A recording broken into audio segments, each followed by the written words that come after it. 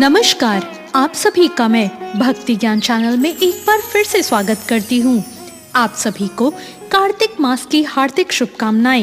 चलिए सुनते हैं कार्तिक मास की पहली कहानी। किसी गांव में एक बूढ़ी औरत रहा करती थी।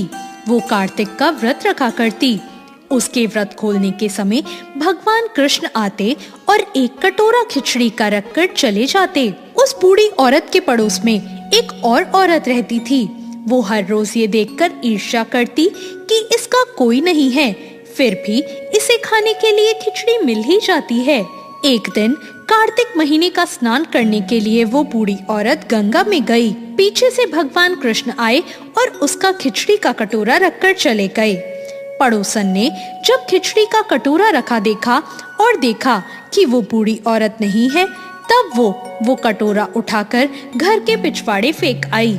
कार्तिक स्नान के बाद जब वो बूढ़ी औरत घर आई तो उसे खिचड़ी का कटोरा नहीं मिला और वो उस दिन भूखी ही रह गई। बार बार एक ही बात कहती गई, कहाँ गई मेरी खिचड़ी और कहाँ गया मेरा खिचड़ी का कटोरा। दूसरी ओर पड़ोसन ने जहाँ खिचड़ी गिराई थी वहाँ एक पौधा उग गया जिसमें 2 फूल खिल गए।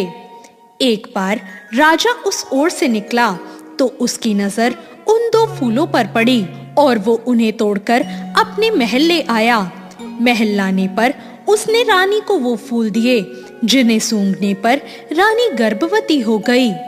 कुछ समय बाद रानी ने 2 पुत्रों को जन्म दिया। वे दोनों जब बड़े हो गए तब वो किसी से नहीं बोलते थे, लेकिन जब वो दोनों शिकार पर गए तब रास्ते में उन्हें वही बूढ़ी औरत मिली जो अब भी यही कहती थी कि कहाँ गई मेरी खिचड़ी और कहाँ गया मेरा खिचड़ी का कटोरा। बूढ़ी औरत की बात सुनकर वो दोनों बोले, हम हैं तेरी खिचड़ी और हम हैं तेरी बेला। हर बार जब भी वो शिकार पर जाते तो बूढ़ी औरत यही बात कहती और वो दोनों उसे यही उत्तर देते। एक बार राजा के कान में ये बात पड़ गई। उसे बड़ा आश्चर्य हुआ कि ये दोनों लड़के किसी से नहीं बोलते, तब ये बूढ़ी औरत से कैसे बात करते हैं। राजा ने उस बूढ़ी औरत को राजमहल बुलवाया और कहा कि हम में से तो ये दोनों किसी से नहीं बोलते, पर ये तुमसे कैसे बोलते हैं। बूढ़ी औरत ने कहा, महाराज मुझे नहीं पता ये मुझसे कैसे बोल लेते हैं। मैं तो कार्तिक का व्रत किया करती थी और कृष्ण भगवान मुझे खिचड़ी की बेला भरकर दे जाते थे। एक दिन मैं स्नान करके घर वापस आई तो वो खिचड़ी मुझे नहीं मिली।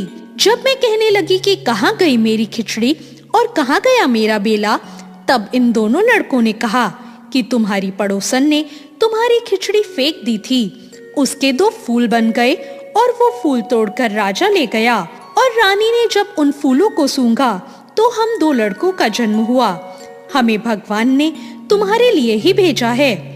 ये सारी बात सुनकर राजा ने उस बूढ़ी औरत को महल में ही रहने को कहा। तब से वो बूढ़ी औरत उनके साथ महल में रहने लगी।